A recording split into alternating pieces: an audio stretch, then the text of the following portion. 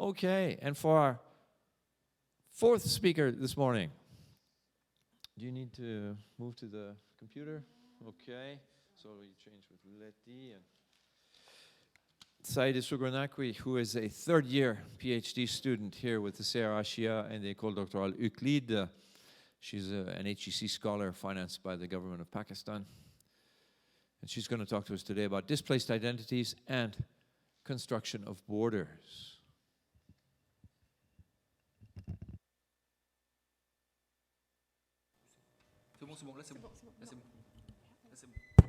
Yeah, okay.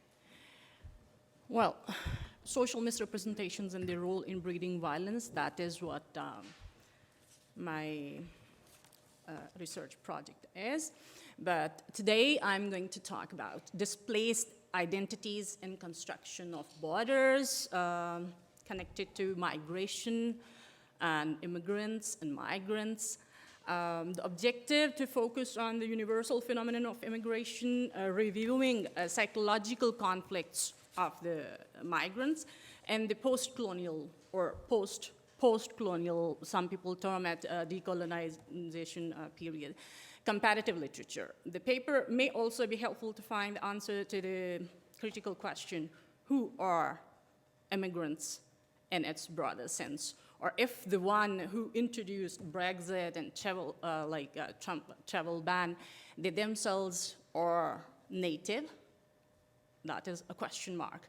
And obviously, the method, that is a comparative study, Mohsin Hamid's Exit West, and Shoaib Mansour's movie, Khuda Ke Liye, in Urdu English, that would be taken in perspective of socio-political conspiracy theories regarding migration.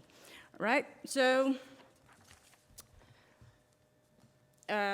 summary synopsis of my paper. I won't be able to communicate all the things that I'm working on, but few of the things. Introduction, obviously, migration and immigration, what is that? Then there would be nativity, how can we determine that? And my argument, that is we all are migrants, as Mohsin Hamid says so. And then the types, physical, non-physical migration. I'll be talking about a little bit about that, and then sufferings of migration, most of the people when talk about Hamid's Exit West, they talk about like the optimistic approach, but obviously through his optimistic approach, it is his hope. But still, what he presented, that is lost love. What I found in that. So lost worth, lost passion, and thus displaced identities. And obviously that ultimate next question that would be to, next question would be like, is this isolation, construction of borders, psychological borders too, would that isolation be like bring more security and will secure these terms introducers or not? So, and my conclusion, that is the migration from peace and humanity to racism and Islamophobia and radicalization, the liberalism's migration to neoliberalism, and obviously that more extremist approaches, that is the outcome of these sort of conspiracy theories. Yeah. The story of humankind is the story of migration. A glimpse of the history reflects that migration is a shared experience of every one of us, the humans, in broader perspective. This experiment begins with Adam, the father of humankind, who left paradise to inhabit Earth. And since then, the man has been constantly in state of migration. Migration is a norm more than instead of an exception. The evolutionary migration is the shift from one state of existence to another state of existence. This is a physical shift in one way, from one place to another, from one region to another, from one country to another. But at the same time, this can be a mental shift too. Through imaginative process or maybe psychological shift from one time to another, from present to past or from present to future. And certainly not physical time travel, that is like we are here and through imaginative world we can go anywhere else, or through educational process from ignorance to we shift from the awareness. Hamed says in this regard, everyone migrates even if we stay in the same houses our whole lives. It means some of us imagine by crossing geographical boundaries physically, while some migrate mentally by crossing the virtual boundaries of the time and space, either by going into the utopian world of our imagination or thinking about the past, or dreaming and planning about the future, and some migrate spiritually by rising their souls from the unconsciousness to consciousness. Well, Hamed's novel tells the story of two 21st century refugees who struggle with the problem of being present without presence. How can nativity be determined? That is the question, obviously, that we will ask. And yeah, my argument that these 2 points, that migration is a norm, it is not exception, construction of border actually reflects new colonial isolation, that's fear maybe, yeah. So the types of migration, how we define migration, emigration or immigration. When we exclude, when people travel from their native land to another land, they are like leaving that place, that is called emigration, and then where they go, that is, they are called immigrants.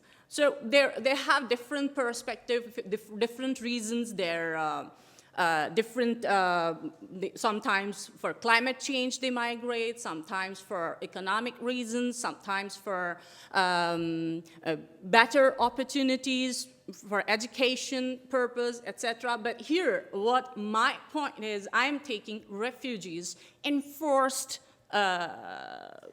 migration or emigration. Because of the circumstances, people switch from one place to another. So that is like a whole scenario here, but I cannot discuss in detail many of the things, but obviously the natural disaster, sometimes there are refugees, and sometimes the man-made disaster, that is colonialism, and then post-colonialism, and then post-colonial sort of the post-9/11 thing, the traumatic era, and those traumatic situations, disaster situations, when they fly from one place to another, they suffer. And they are suffering not only like physically, but they are suffering with their traumas, mental stress too. Well, when we discuss that, migration and its types, physical migration, as I have already talked about little, that people migrate. Now, the reasons are created or sometimes politicized purposes, like the outer intervention or within, or whatever the reason is. They want to live. Everyone wants to live. They want to breathe. They are human beings like us, but the people don't consider them like that. They are no more like, they are look like aliens. They are not aliens. They are not ghosts. They are like you and me and everyone. So that is moving from the one place to another by crossing geographical borders is physical migration, and non-physical migration I would like to contrary to physical migration, sometimes people travel but never moved, and yet it seemed the world had moved. When people move over from one state of a mind to another without moving physically, it has nothing to do with the body. Only mind travels from presence to absence, from ignorance to awareness, either erroneous or of righteousness, from present to past or future, from real world to the world of imagination, from the world full of desires to the world of nothingness. That is the theme. That is Hamid has presented. Saeed and Nadia yesterday. Zia Ahmed also presented on the same. Like they flew over from one place to another for the better future. But there, what happened to them? For finding love, for finding more better opportunities, they lost the love they migrated for, ultimately. So that is an example of that too. Like Nadia's travel from, she was there with Saeed to have a good life, but ultimately, she was displaced with that. She wasn't anymore with that much love.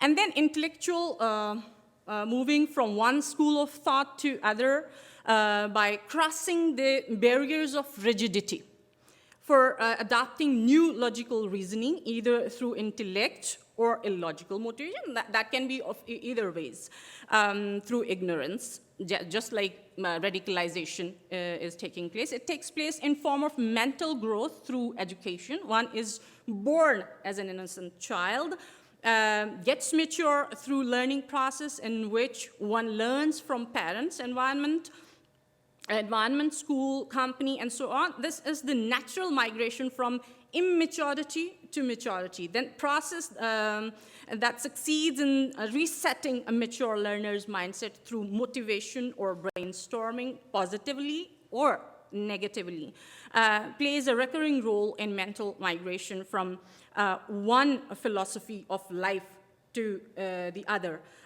intellectually. In that, I would like to give the example from Mohsen Hamid's Nadia, as I have already said, and then Mansoor from Khuda Ke Liye, that is a movie, and the character who traveled, like there are two brothers, and Sarmad's character who traveled from, migrated from being more moderate approach holder to be, by radicalization, through the process of radicalization, he became a fundamentalist, like Islamist, more into that extremist approach.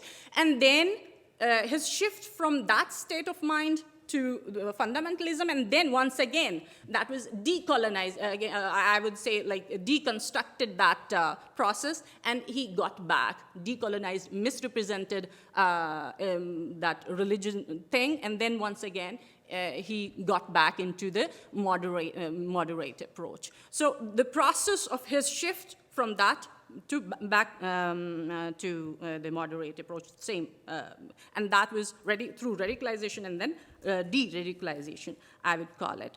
Okay, then psychological shift, psychological migration, that takes place when people move from one time to another, time travel in past or future, or one place to another through imagination, as I said.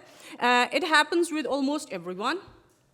Normally, but here, obviously, I will talk about Mansoor, who traveled physically, migrated physically from Pakistan to learn music. He's a musician, he's a singer, and he traveled, he went to USA, and then 9/11 happened, and he suffered, right? And his first dialogue was, I love USA.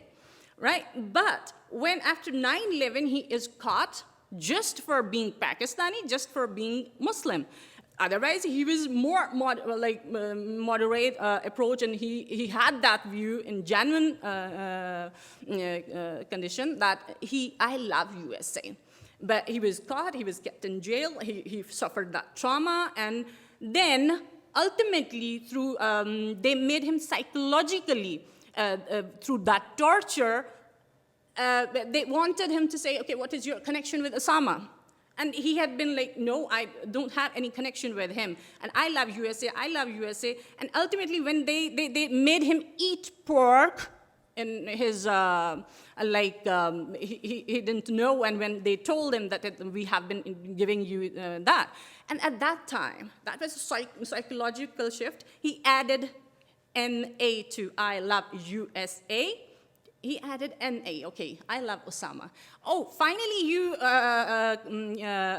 accepted that. No, you wanted me to.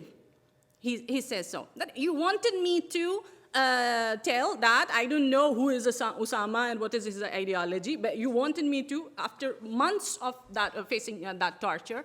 So that his psychological shift, ultimately he was tortured to like nothingness. He lost his a mental condition totally.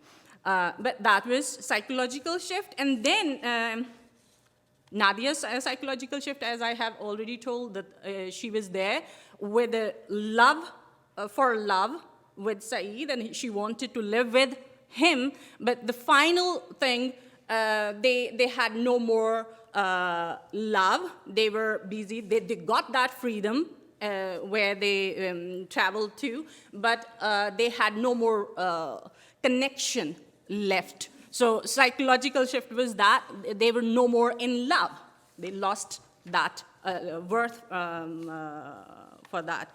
And yeah, Chengiz, Hamid's second novel, The Reluctant Fundamentalist. Chengiz shift, who went there, in USA, he studied there in Princeton University, he got a good job over there, and his dialogue was the same as Mansoor's dialogue in Khuda Ke Liye, that I am in love with America.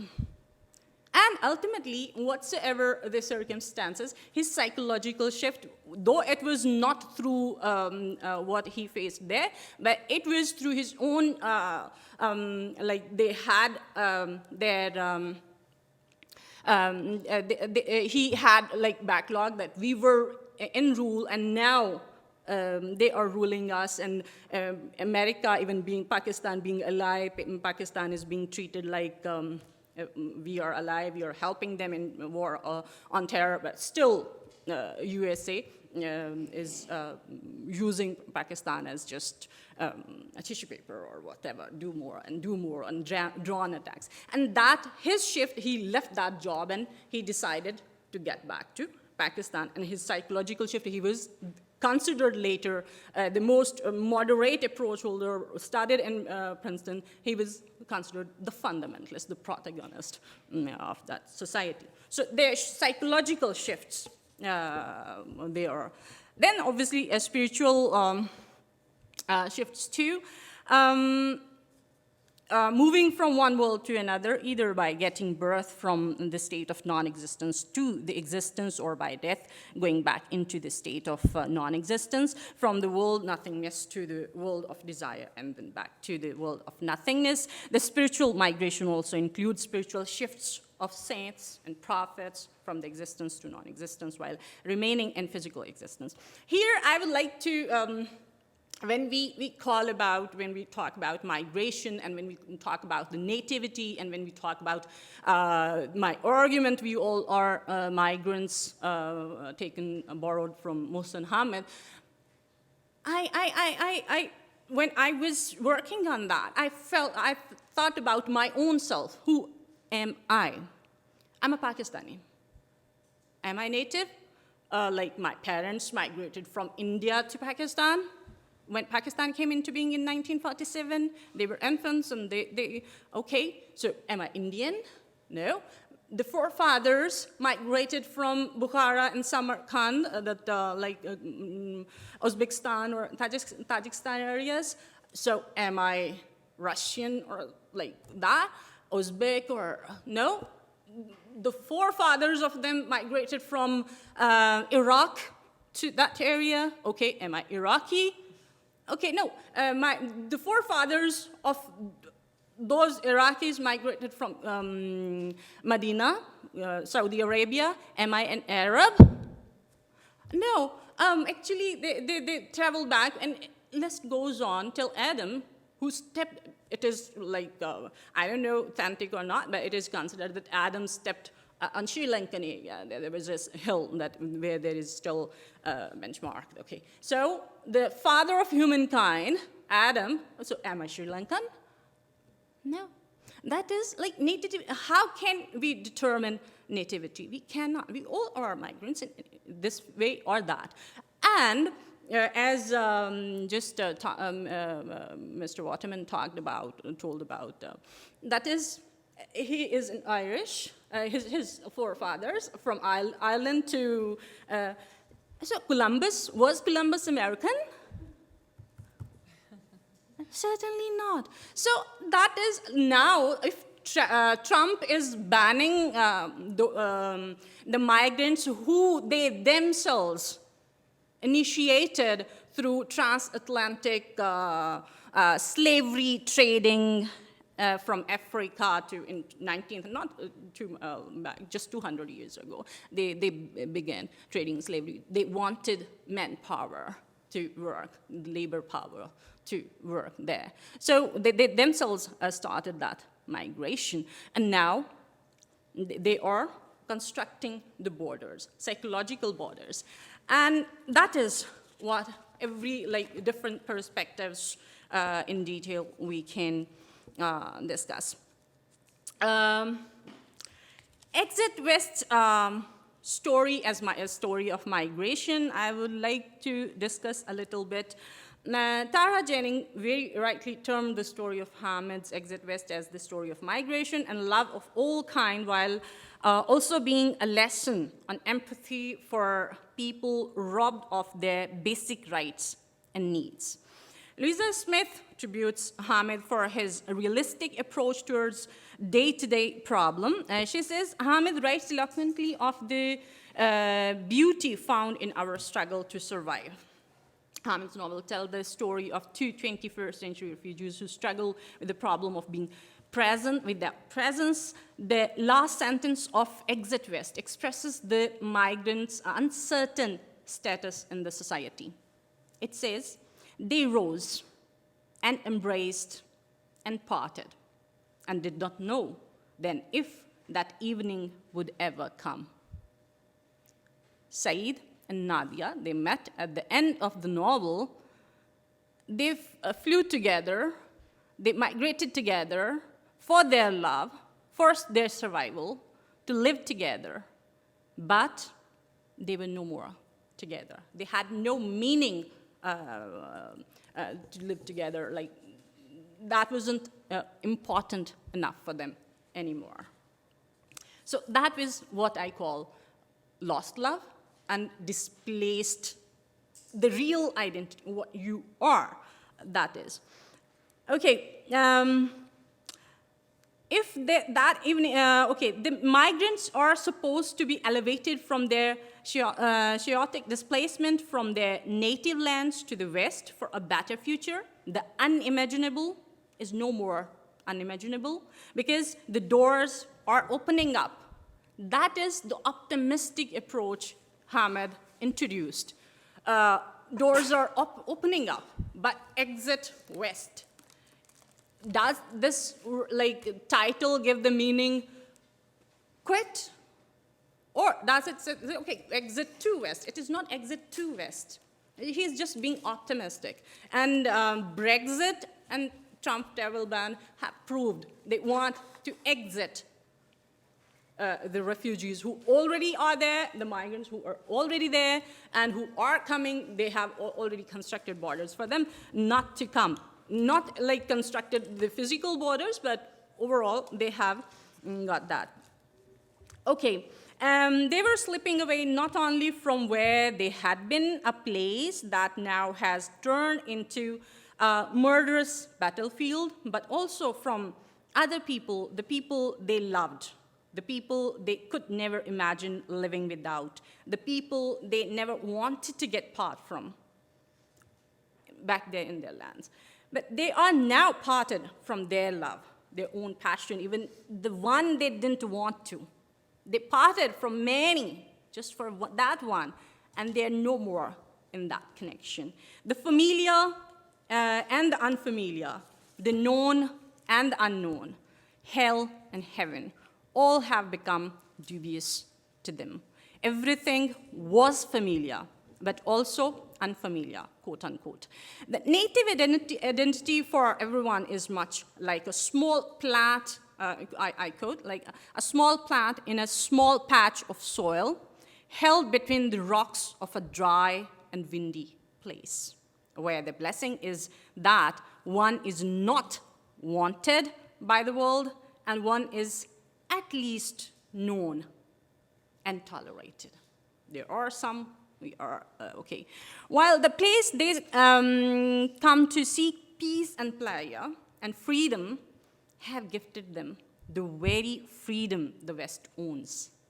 I'm sorry, like here I'm being a little, the freedom from all emotional attachments and spiritual connectivities in the way that they, I quote, they grew less worried each for the other, less worried that the other would need them to be happy. And eventually, a month went by without any contact, and then a year, and then a lifetime, unquote. In simple words, they have lost love, and thus their identities. In comparison, Khuda ke liye, as I have given a little notion about, okay, no, that is, okay. Khuda ke liye, it's a movie on post 9/11 scenario, and the conflicts of migrants that talk about. Mansoor's trauma, I have told, I have discussed that elder brother. Both brothers were singers. They were musicians. One was radicalized by a extremist fundamentalist, Islamist, you would say, and he became more into Islam, and he abandoned his singing profession and that. And he started got more closer to jihadist ideology and that. While other had been trying his level best to make him understand that it is a wrong path, this is not what Islam says, etc., etc. And then he traveled to USA for learning more music, and there he suffered as the sufferings I told. But the other one, he was taken there, and the third and fourth character of the migrant, their uncle, who spent whole of his life in UK, and then all of a sudden he was a liberal, more than liberals, but he spent his life in total Western style. But when and he didn't teach even his daughter to be a proper Muslim, or if that was fundamentalist, he needed to teach his daughter like that, but he didn't. He was practicing full liberty, what he got. But later on, when his daughter got older, he wanted her to be more Muslim, while he didn't teach anything about Islam to her. He wanted her to marry a person whom she doesn't know even. So in that shift, he traveled back to Pakistan after 35 years, and then he asked his elder nephew, Mansoor, to get married. But he said, okay, she doesn't want, I cannot do forced marriage. But the second one, who was radicalized, he got ready. But when their parents didn't allow, they took her at the name of like tourism, and they took her to the border of Afghanistan and Pakistan, where like Taliban rule at that time were in more power. And so enforced marriage, like nikah, without her consent. The father was there, the same liberal, more than liberals, that father. Like his like double standards of the fundamentalists, I would say, the extremists, I would say, who are no more practicing by themselves, but they want others to teach and preach. Okay, they always pop about that. So he make that, and then he himself flew away. I can't live in this backward area, but my daughter, who is born and grew up in UK, never came to Pakistan. She can live, but I cannot anymore. So she was there, and now Maryam, the daughter, the victim, she doesn't know anything about Islam. And she is in love with a Christian guy in UK, and she is made to like that enforced marriage. She tries her level best to. And she's confused what sort of Islam, what sort of, like, she's confused about that. And then her conflict, the migrants' kids who are not rated, the psychological conflicts they face, obviously. Later on, when she came to know about the case, went into, like, later, the whole story that went into the court, and finally, the matter sorted out through an Islamic scholar, I would say in real sense, or more moderate approach holder, not extremist one. He gave examples from the Islamic literature, Quran, and then Bible, and then like religious things, that what they are radicalized Islamists are teaching, that is no more Islam. That is like, you people are, you cannot marry. Islam doesn't allow anybody to marry his daughter or her daughter without her consent. It is her right to decide. So that is, and music and whatever. So that is the psychological shift of, and Sarmad, I have introduced that character who, when he went there at the border of Afghanistan, he saw them. He was a musician, he was an artist, he was a singer. So when he saw them through radicalization, he converted to that extremist ideology, but when he went there, he saw, he was unable to digest that, how Islam can teach such sort of killing. Muslims are killing Muslims. Tehreek-e-Taliban, the common people, they are killing. What sort of that is political thing? Okay, so then when he observed that, and he had been, and Mansour also suffered because of his connection to Taliban. The FBI showed his brother that your brother is working for, how comes you don't have any notion? But that is like internal and external, both of the things made them suffer. So in that, Trump travel ban, obviously I won't be able to, since I have only 2 minutes left. Trump travel ban and BrExit. That is creating isolation, that is like constructing borders all the way from the refugees without considering them. And many of the researchers and many of the more human. When I call humanity or humanism, that is not neither liberal nor fundamentalist. Real humanity or humanism, when you have to base of every religion is non-humanity, and liberalism is humanity. But liberalism is no more liberalism, that is neoliberalism, and religion is no more religion, they have more fundamentalism in it. So that is in between, we are suffering. And doors, I take it like doors are closing more than opening, while we need to open the door for humanity, for the human beings, and for the humanism, if we really have that. So for further research, I would like, this question comes in, does isolation ensure security? Does that it tears the sensitivity out of fear from the unseen? That is a fear from the colonizers. Once back in history, they were colonizers, and now they actually went there to Asian countries, to African countries, as traders. They migrated to trade, and then they colonized, right?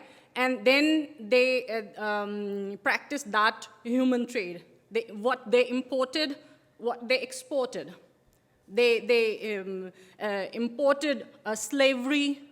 They exported to those like slavery and their exploitation and occupation, etc. And they obviously, for themselves, they exploited their all the minerals and all the wealth and still they ruled them too. So do they have that fear? Like, earlier, they started that trading, slavery trading, but now are they afraid of these migrants or refugees, or like, would they be playing the same role back there these migrants played in history? They themselves have done that. So that might be a sort of new research in that. And I would like to, because when I read Exit West or BrExit or Britain Exit, that is Quit India movement there was in 1942 by Gandhi ji there. And this was from the colonized ones to the colonizers. It was movement against colonizers. And now this is the same colonizer that wants migrants or from those, the people from those colonies, its own colonies in past, they want no more. They are closing. So is that the fear? You never know. As I have already said in conclusion, okay. Hamid highlights the fact that US doesn't do anything for anyone without any interest, even in return of the financial aid that is provided to the foreign students, along with visas and invitations to the high ranks of the meritocracy. The migrants are expected to contribute their talent and skills to the US society. That is give and take situation. The society they join. And for the most part, they happily do so, quote, at least at first, as said by Chengiz and the reluctant fundamentalists. This give and take favor helps both the migrants as well as the societies they join. Equally, but the equation gets imbalanced when the exploited talents and skills of the migrants are overlooked while introducing travel ban and BrExit types of policies, making migrants' lives miserable. They are suspected to be the threat for the greatness of America and the development of the West, ignoring the fact that their talent and skills, their sweat and blood has had fair share in making America great and the West developed. In reward, what they want is to be free. Free of doubts and limits, of travel ban and BrExit. Free to focus on nothing but flourishing and utilizing their talent and skills, not only for themselves, but also for the societies and the states they have joined.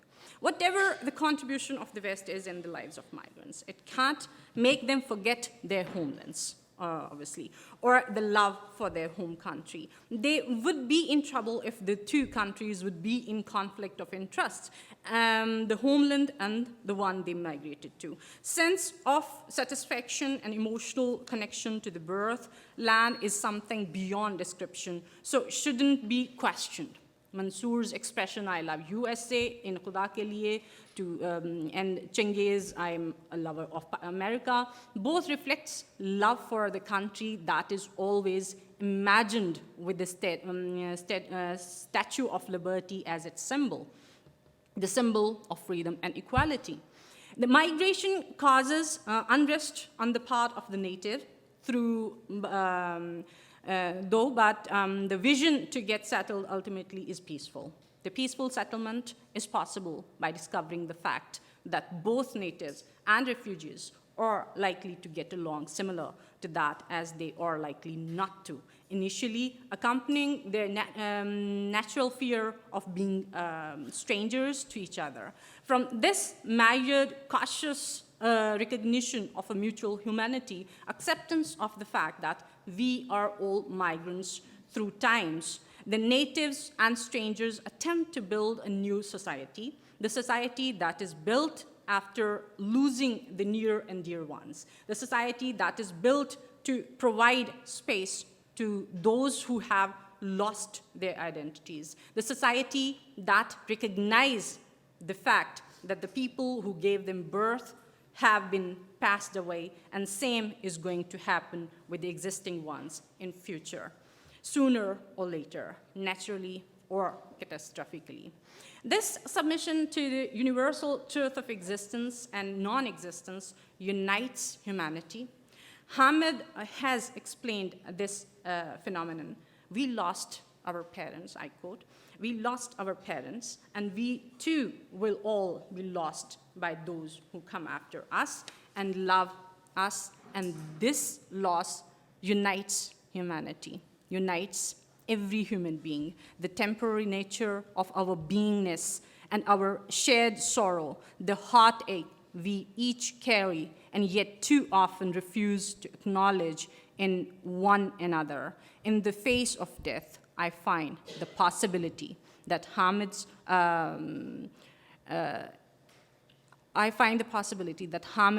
through his exit west, made me believe in humanity's potential for building a better world.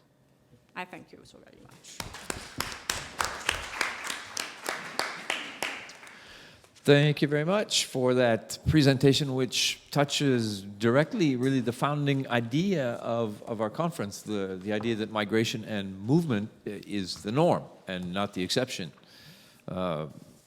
And for talking about other kinds of migration, non-physical kinds of migration that can happen, whether we're talking about virtual or mental, psychological, spiritual, whatever. If we had to draw a link between all of the papers, we'd have to talk about, I think, the fact that the past and the present are often indistinguishable. Nobody cited Henri Bergson. C'était Bergson, non, qui parlait beaucoup de ça? Right. Nobody cited Big Henry, no? Yeah, things like that, yeah. What else did I want to mention? I don't know if you know the novel Exit West. It's sort of magical realism. People migrate through magical doors. Right? They have to pay a fee to a passeur who shows them where the doors are, because when the authorities find them, they close them down.